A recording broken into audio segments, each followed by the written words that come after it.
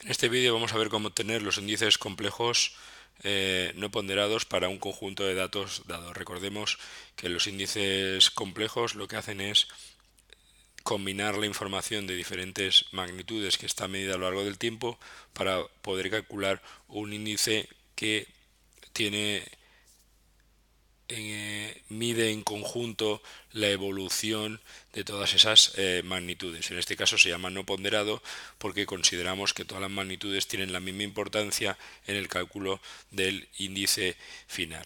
Para ello utilizaremos la base de datos de cibercriminalidad y más concretamente la relación que se puede establecer entre el año y el grupo de edad, y utilizaremos la plantilla correspondiente de índices complejos que se puede descargar desde el campus virtual de la materia. Aquí tendríamos el banco de datos correspondiente a cibercriminalidad y aquí tendríamos la plantilla de cálculo. Tenemos dos hojas correspondientes a índices no ponderados, el IBD, que es el que corresponde a la media agregativa, en el que simplemente lo que hacemos es agregar la información de cada magnitud, y el IS, que es el de la media aritmética, que es aquel en el que como paso inicial calculamos un índice simple para cada magnitud, y a partir de esos índices simples calculamos un índice complejo. Vamos a ver, la única diferencia de esta plantilla respecto a las anteriores es que en las columnas tenemos que poner la variable del tiempo. Por lo tanto, como queremos hacer un estudio de tiempo versus el grupo de edad, pues lo que hacemos es construir la tabla de la tabla de frecuencias correspondiente, o tabla dinámica en este caso. Simplemente seleccionamos todos los datos y insertar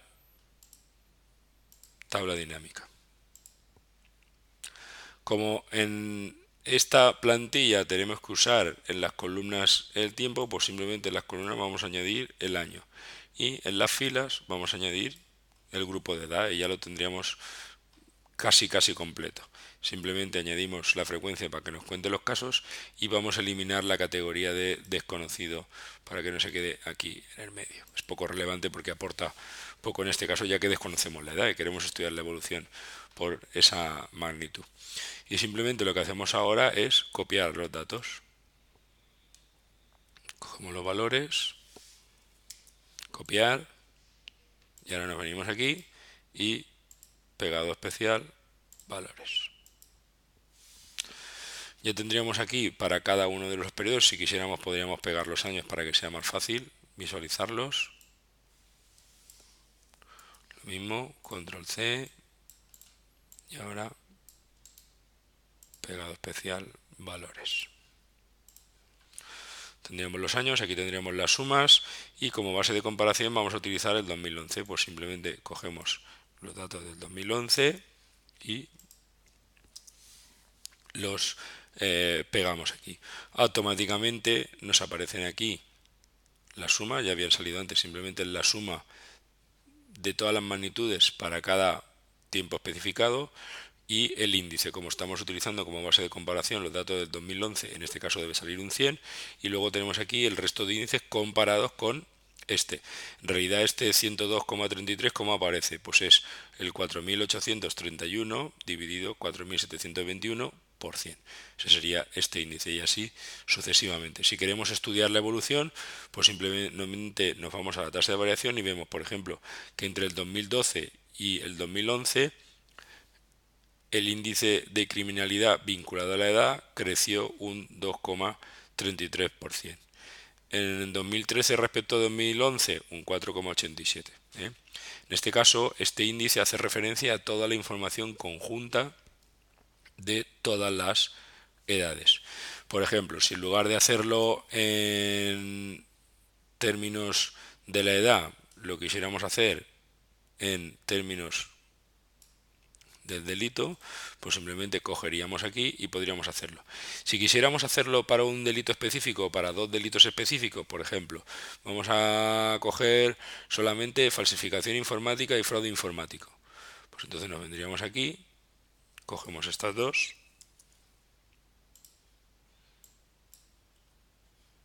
perdón, un momento, copiamos todo esto,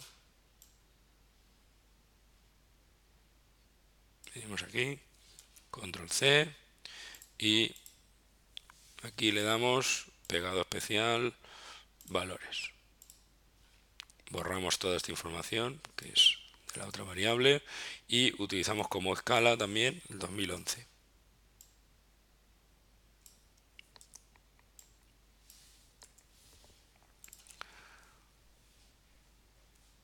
¿Vale? ¿Qué tendríamos aquí? Estamos estudiando la evolución de la cibercriminalidad vinculada únicamente a estos dos tipos de delitos con respecto a 2011. Por ejemplo, este 9,03, ¿qué significa? Que la cibercriminalidad asociada a estos dos delitos creció un 9,03% en 2012 frente a 2011. Un 6,22 en 2013 frente a 2011, así sucesivamente. Si quisiéramos ir haciendo diferentes grupos, pues podríamos coger otro grupo de delitos, volver a sustituir y podríamos ver que cada grupo puede evolucionar de forma diferente. Incluso podríamos calcularlos todos de golpe, hacerlos todos de una vez. Aquí hemos preferido, digamos, ir haciéndolo poco a poco para que veáis que se puede ir haciendo de diferentes formas y que no hace falta utilizar todos los datos para calcular un índice complejo. Podríamos representarlo también. Esto sería con respecto al índice de la media agregativa, el de la media aritmética. Pues nos vendríamos aquí, podemos copiar los datos, de hecho, para que sea más fácil directamente, lo que vamos a hacer es copiar estos datos de aquí.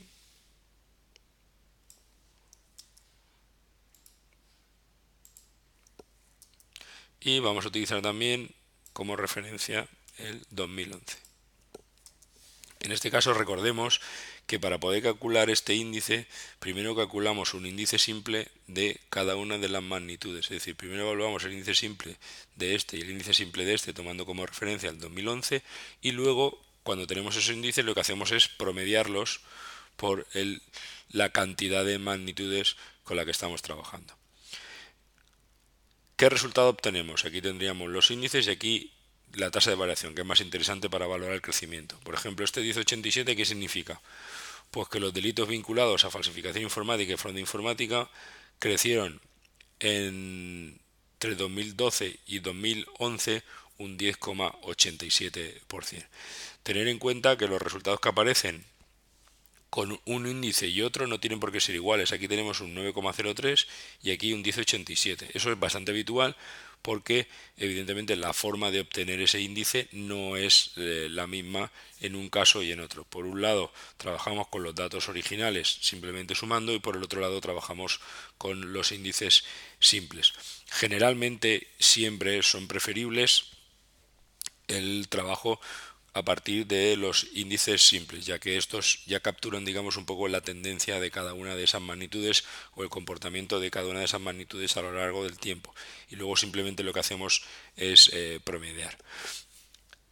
Luego veremos cómo podemos calcular índices de este estilo, pero ponderados, es decir, asignando pesos diferentes a cada una de estas magnitudes que estamos midiendo aquí.